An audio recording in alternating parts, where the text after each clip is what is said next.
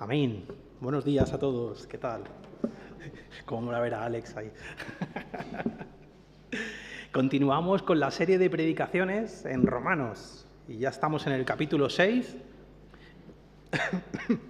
Perdón. Y hoy vamos a ver el pasaje que va del 15 al 23. Sí, gracias.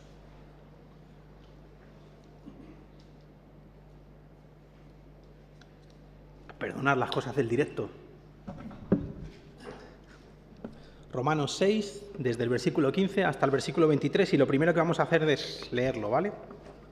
Voy a leer en Reina Valera del 95, es la que yo suelo leer. Aunque te digo una cosa, últimamente estoy escuchando a Julio leer en Nueva Traducción Viviente y me parece una pasada, una pasada. Cuando lees la Biblia y la entiendes, mola más. Así que te recomiendo que leas la Biblia en una versión que entiendas, sea la que sea, pero que por lo menos leas la Biblia. ¿Qué pues? ¿Pecaremos porque no estamos bajo la ley, sino bajo la gracia? De ninguna manera.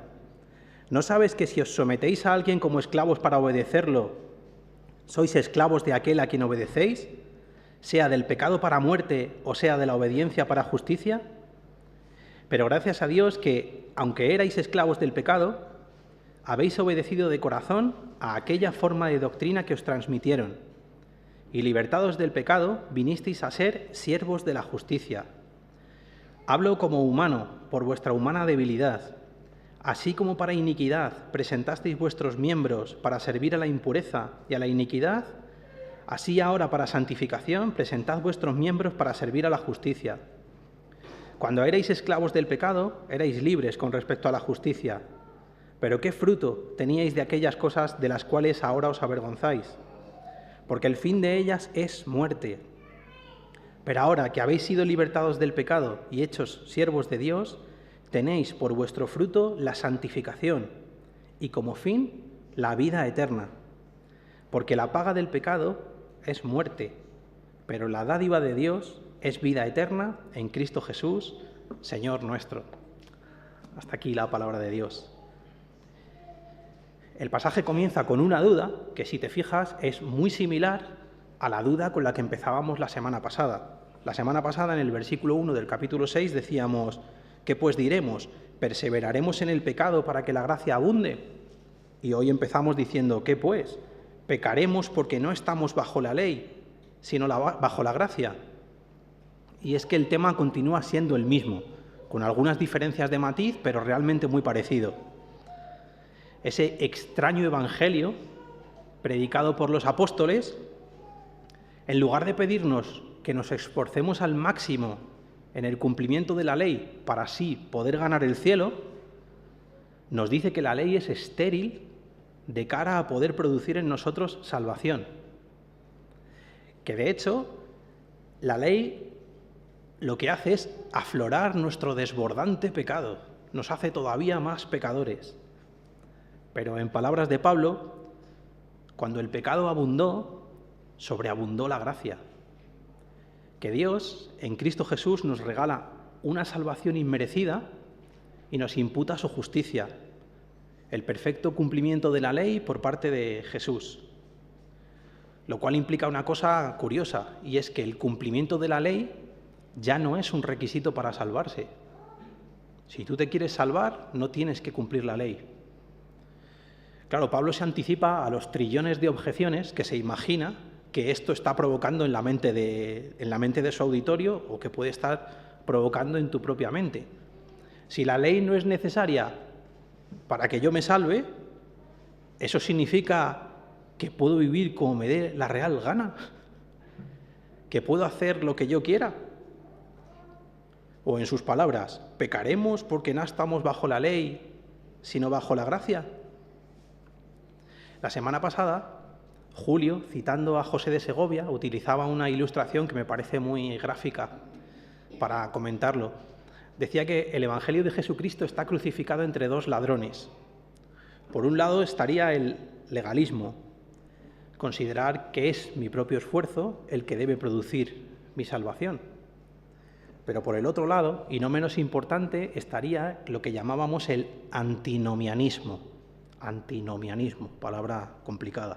Nomos es ley y anti sabemos lo que es, antinomianismo. Considerar que no hay leyes morales que Dios espera que deben cumplir los cristianos, que puesto que no tienen efectos sobre la salvación, no son leyes que tengan ninguna trascendencia para nuestra vida. Bueno, la respuesta de Pablo es contundente, dice el final del versículo 15, de ninguna manera. Y a nosotros nos suena más light de lo que pone realmente. Pablo pretendía ser muy vehemente, o sea, eso es un grito, es de ninguna manera, de ninguna manera. Ese antinomianismo es extremadamente peligroso. Pablo sabe que ese antinomianismo tiene muchas cosas que pueden ser muy complicadas para la vida de un cristiano. Y lo que va a hacer en los siguientes versículos es utilizar una imagen, la imagen de la esclavitud, para intentar defender su argumento contra este antinomianismo. Las metáforas nunca son perfectas. Son muy buenas para ilustrar algo, te pueden ayudar a entenderlo de otra manera, te pueden ayudar a entenderlo con más profundidad o desde otra perspectiva, pero cuidado, porque las metáforas nunca son perfectas. Y mucho ojo con hacer teología de los detalles de las parábolas o de los detalles de las ilustraciones, porque son, digamos que tienen un sentido en el que quieren que tú entiendas algo, pero si te pierdes mucho en los detalles puede ser peligroso. En este caso concreto, la esclavitud no es exactamente el modelo de esclavitud que tú y yo tenemos en la cabeza. Estamos hablando más bien de un modelo de esclavitud voluntario. Dice John Stott, en su comentario al libro de Romanos, dice lo siguiente: es posible que este concepto nos sorprenda, porque tendemos a pensar que los esclavos romanos eran capturados en la guerra o comprados en el mercado, y no que se ofrecían ellos mismos. Pero existía la esclavitud voluntaria. La gente muy pobre podía ofrecerse como esclava a alguien, simplemente con el fin de ser alimentada y cobijada. Hasta ahí la cita. Los que se entregaban así no podían entregarse en manos de un amo de esclavos y a la vez pretender seguir siendo libres. O una cosa o la otra. Lo que no vale es coger lo mejor de una y lo mejor de la otra, ¿verdad? Como te puedes imaginar, para ellos era una decisión radical, necesaria, porque no tenía vuelta atrás. Si tú te entregabas como esclavo, a partir de entonces eras esclavo y ya no había quien te liberara de esa esclavitud. Pero claro, me imagino que su situación era tan extremadamente compleja que era eso o nada, y por eso se entregaban. Pablo utiliza la analogía, pero es consciente de que, en cierto sentido, hay que cogerla con pinzas, ¿no? De hecho, hemos cantado mucho acerca de la libertad. Jesús mismo dijo: conoceréis la verdad y la verdad os hará libres. Entonces, bueno, Pablo en el versículo 19, tal vez, dice: hablo como humano por vuestra humana debilidad, dando a entender, lo explico de esta manera para que no sea tan complejo, pero cuidado con las conclusiones a las que llegáis. Así que con respeto a la imprecisión a la que puede tener la analogía, pero con el deseo de intentar llegar al fondo de lo que Pablo quería trasladar, creo que, en primer lugar, lo más trascendente de esto es que todos somos esclavos de alguien. Todos somos esclavos de alguien. Bob Dylan, el famoso cantante, compositor, poeta y no sé cuántas cosas más norteamericano, tiene una famosa canción en su época cristiana. Él es judío de nacimiento, pero tuvo una época en la que fue cristiano, y él escribió una canción que me gustaría leeros algunas estrofas porque ilustra muy bien lo que quiero decir.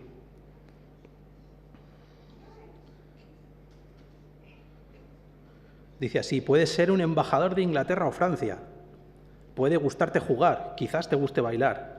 Puedes ser el campeón del mundo de los pesos pesados, puedes ser un socialista con un largo collar de perlas, pero tendrás que servir a alguien, claro que sí, tendrás que servir a alguien, ya sea al diablo, ya sea al Señor, pero tendrás que servir a alguien. Puedes ser un adicto al rock and roll saltando por el escenario, tener todo el dinero y drogas que quieras, mujeres en una jaula, puedes ser un hombre de negocios o un importante ladrón, Pueden llamarte doctor o pueden llamarte jefe, pero tendrás que servir a alguien, sí, tendrás que servir a alguien. Ya sea al diablo, ya sea al Señor, pero tendrás que servir a alguien. Puedes ser un reservista, quizás un joven rebelde, puedes ser el director de una gran cadena, puedes ser rico o pobre, puedes estar ciego o cojo, puedes vivir en otro país con otro nombre, pero tendrás que servir a alguien, sí, tendrás que servir a alguien.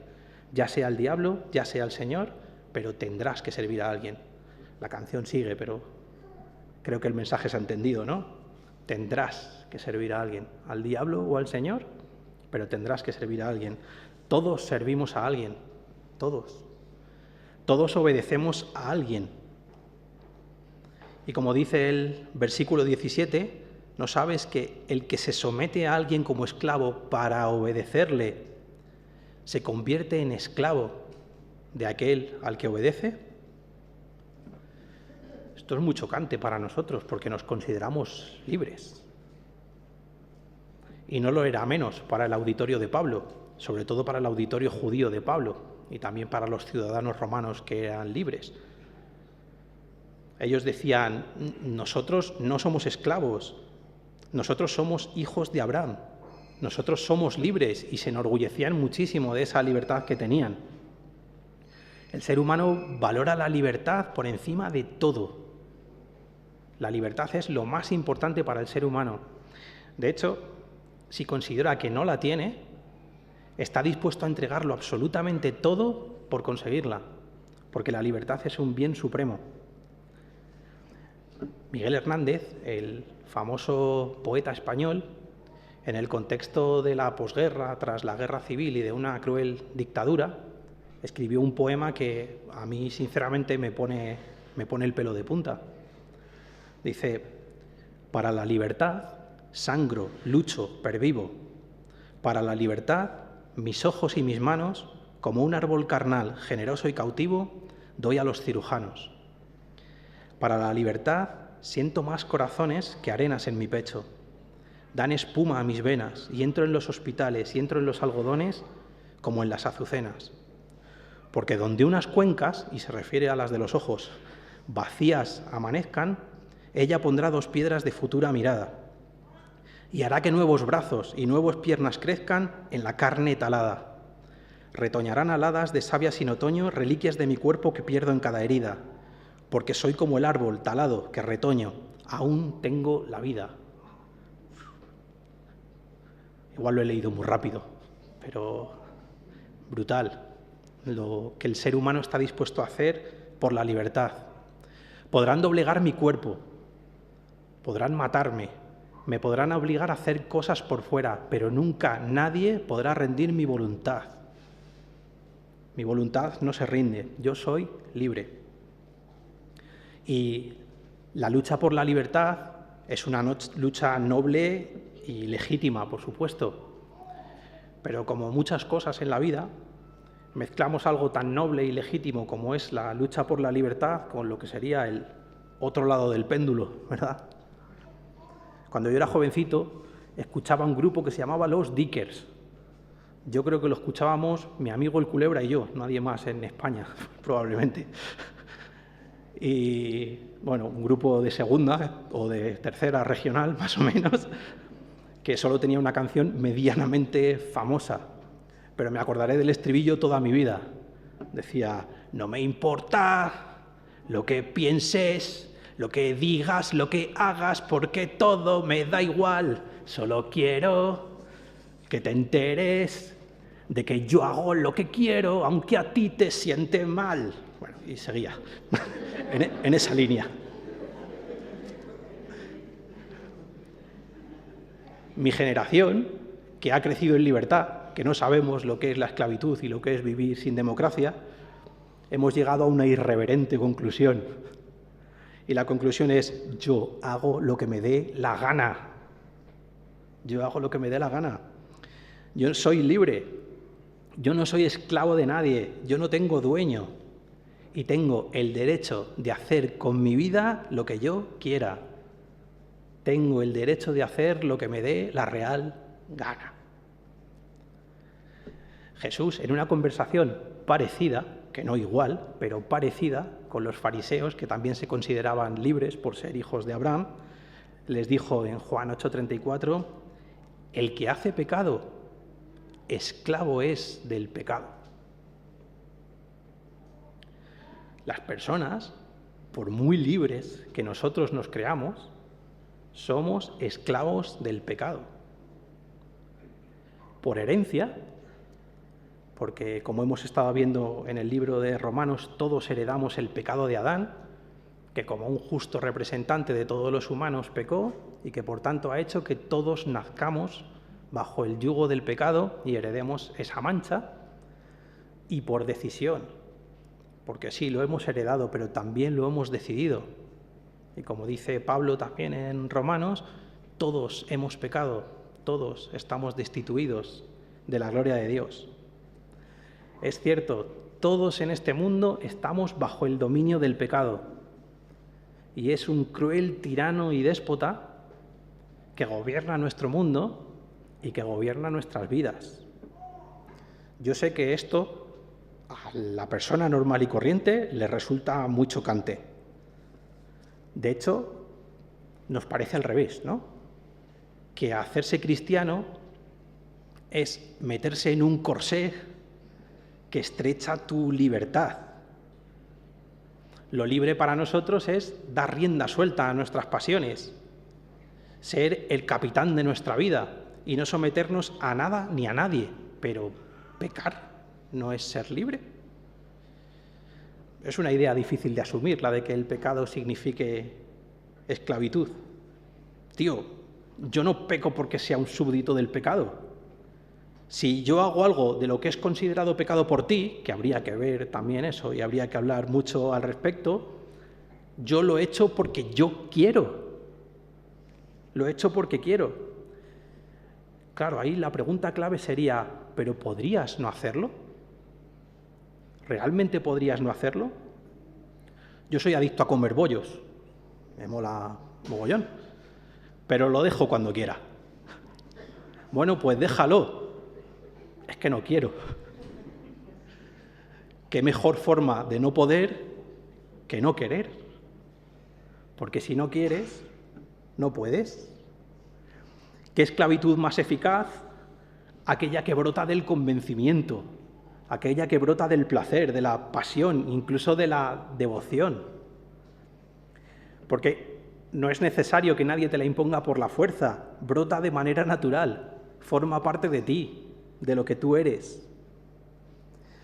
Solamente la persona que se rebela e intenta enfrentar el pecado que hay en su vida se vuelve consciente de la fuerza que realmente tiene el pecado en la experiencia de la existencia de todos los seres humanos. Solamente la persona que decide poner la ley por obra y se esfuerza al máximo en hacerlo, se vuelve consciente de su absoluta incapacidad, de cómo el pecado es más fuerte que él y de que dentro de él no existen las cualidades como para poder renunciar al pecado y cumplir la ley. Somos esclavos del pecado, tal vez dóciles y enamorados de nuestro pecado, pero esclavos del pecado al fin y al cabo. ¿Y qué pago nos da nuestro querido amo y Señor el pecado? ¿Cuáles son las consecuencias de nuestra servidumbre para con el pecado? Dice el versículo 21, «Pero qué fruto teníais de aquellas cosas de las cuales ahora os avergonzáis». Y me parece muy revelador aquellas cosas de las cuales ahora os avergonzáis. ¿No te pasa? Hay muchas personas muy orgullosas que dicen, yo no me arrepiento de nada de lo que he hecho en la vida. Pero en cambio hay muchísima gente más sensata, la mayor parte, que al mirar atrás y ver algunas cosas, algunos errores de lo que ha cometido en su vida, piensa, qué vergüenza, ojalá lo hubiera hecho de otra manera. Nuestro pecado nos genera vergüenza, por supuesto, pero no solo eso, ¿verdad? El pecado es una fuente de tristeza. El pecado es una fuente de dolor. El pecado es una fuente de frustración y de insatisfacción perpetua. De hecho, el pecado es exactamente aquello que no funciona en nuestro mundo. porque el pecado nos coloca enfrente de los demás, nos convierte en enemigos, hace que vivamos unos con miedo de los otros constantemente. El pecado es la raíz profunda de la infelicidad de cada uno de los seres humanos. Y en última instancia, pero ¿qué fruto teníais aquellas cosas de las cuales ahora os avergonzáis? Porque el fin de ellas es muerte, muerte. En última instancia, la consecuencia de nuestro pecado es la muerte. La Biblia dice que en este mundo estamos vivos físicamente, pero muertos espiritualmente. Estar muerto espiritualmente es estar separado de Dios, que por definición es la fuente de vida. En ese estado somos incapaces de confiar en Dios o en su palabra. Somos incapaces incluso de comprender lo que son las cosas de Dios. Estamos atrapados por una naturaleza pecaminosa que se enseñorea de nosotros y que además nos va degradando progresivamente, poquito a poco, alejándonos cada vez más de nuestro Creador. No solo nos degrada moralmente, también degrada nuestro propio cuerpo, poniendo una fecha de caducidad a nuestra vida física y haciendo que muramos también físicamente. Y después lo que en Apocalipsis se define como la muerte segunda, el final de toda esperanza, en el cual permanecemos lejos de Dios para siempre, por decisión propia, y nos sacan la factura, la larga cuenta de toda la maldad que nosotros hemos ido acumulando a lo largo de nuestra vida y nos dicen, te toca pagar a ti. Ese es el premio final de nuestro maravilloso amo el pecado, del que algunos estamos enamorados. Pero hay otro camino. Hay otro camino. En palabras de Pablo en este texto, hacerse siervo de la obediencia para justicia. Eso es lo que dice. Pablo está hablando a creyentes, no está hablando a gente que no fuera creyente, y lo que les está recordando viene en los versículos 17 y 18. Aunque erais esclavos del pecado, habéis obedecido de corazón a aquella forma de doctrina que os transmitieron, y libertados del pecado, vinisteis a ser siervos de la justicia. Se trata de una transferencia de esclavitudes. Una transferencia de esclavitudes, pasar de ser esclavo del pecado a ser siervo de la justicia. O esclavo del pecado o siervo de la justicia. ¿Cómo? ¿Cómo paso de un lugar al otro? Bueno, lo dice, obedeciendo de corazón aquella forma de doctrina que os transmitieron. ¿Qué es esto de la forma de doctrina que os transmitieron? Bueno, el apóstol Pablo está buscando un sinónimo del evangelio que os predicaron. Y aunque tiene sus matices y molaría ahondar en ellos, que te valga eso, aquel evangelio que os predicaron. Y obedecer de corazón es un sinónimo de la fe. ¿Qué? Espera. ¿Cómo que obedecer de corazón es un sinónimo de la fe? Obedecer es una cosa y creer es otra, ¿no? Obedecer es una cosa y creer es otra diferente. No en la Biblia. No en la Biblia. En la Biblia sí que son sinónimos. Muchas veces cuando hablamos de fe lo dejamos exclusivamente en un plano teórico. Y precisamente dejar la fe en un plano teórico que no tiene repercusión sobre tu propia vida o tus propias acciones es lo que abre la puerta al antinomianismo. Santiago el apóstol tiene que protestar enérgicamente en su carta contra esa forma de doctrina, diciendo que, si os acordáis, un versículo que es bastante aterrador, en el que dice que los diablos también creen y tiemblan. La fe no se puede quedar solamente en un plano teórico, la fe exige obediencia por tu parte. La fe genuina es aquella que exige una obediencia de corazón, una verdadera entrega, si así lo quieres, a Dios como amo y Señor de tu vida. Una entrega que además transforma el resto de las cosas. Por eso el llamado de Pablo es claro, versículo 19. Así como para iniquidad presentasteis vuestros miembros para servir a la impureza y a la iniquidad, es decir, lo que hacíais antes, así ahora para santificación, presentad vuestros miembros para servir a la justicia. ¿Servíais al pecado? Habéis sido comprados, ahora sois siervos de la justicia, ahora presentad vuestros miembros para servir a la justicia. Porque lo otro sería como pretender hacerse esclavo, porque sabes que lo necesitas de una manera profunda, pero por otro lado querer mantener tu libertad, coger lo mejor de la esclavitud y pretender seguir siendo libre. Tu decisión de seguir a Dios es un compromiso total, es un compromiso irrevocable que has tomado por pura necesidad y que por fuerza implica toda tu vida, todas las decisiones de tu vida. Ahora bien, ¿qué recibimos de esta transferencia de esclavitudes, de ser esclavo del pecado a ser siervo de la justicia? Versículo 22, pero ahora que habéis sido libertados del pecado y hechos siervos de Dios, tenéis por vuestro fruto la santificación y como fin la vida eterna. Como fruto, la santificación. Fuimos diseñados para una vida distinta y tu alma lo sabe. Fuiste diseñado para algo distinto y tu alma lo sabe, tu alma lo anhela.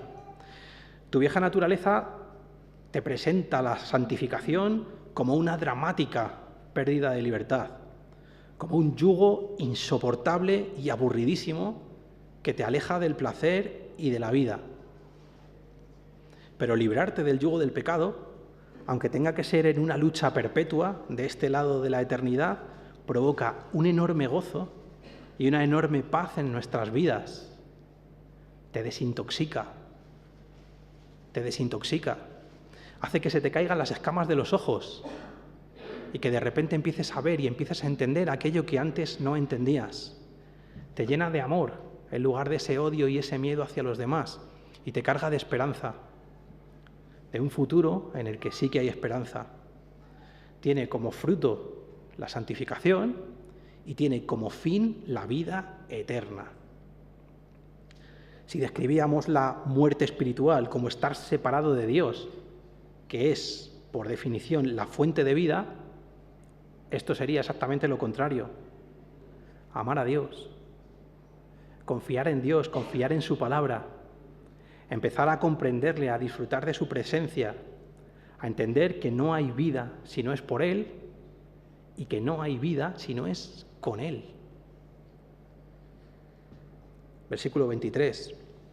Porque la paga del pecado es muerte, pero la dádiva de Dios es vida eterna en Cristo Jesús, Señor nuestro. Y todo esto gratis, sin ningún coste. No tengo que hacer nada. ¿Habrá palabra más bonita que subvención, gratis o buffet libre?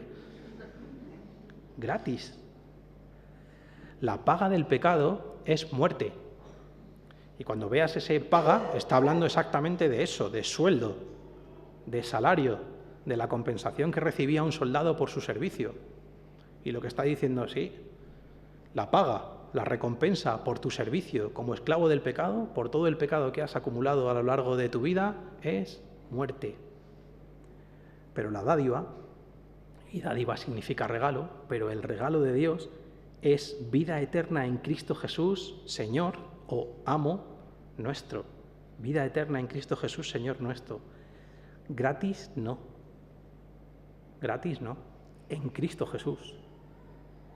En Cristo Jesús. Porque puede que para ti sea gratis, pero a Él le costó un precio altísimo, ¿eh? A Él le costó esa horrible cruz, ese separarse del Padre, esa decisión dramática en la Trinidad, fue lo que les costó el poder darte ese regalo que tú tienes, así que gratis no. Y sabes, lo pagó gozoso para rescatarte. Fue puesto delante de Él lo que iba a suceder, lo que era la Iglesia, lo que era la posibilidad de redención de los hombres, y Él dijo, envíame a mí, yo voy voluntario, gratis no. Eso sí, Jesús exige ser tu Señor, lo siento. Sé que tu naturaleza rebelde no quiere someterse a nadie, pero Jesús exige ser el Señor de tu vida. Quiere que pases de ser esclavo del pecado a ser esclavo de Jesucristo. Quiere que pases de ser tu siervo. Ahora, qué maravillosa esclavitud esa que nos libera de la tiranía del mal, bajo el señorío de alguien que te ama tanto, pese a conocerte y pese a todo, que estuvo dispuesto a ir a una cruz para morir por ti.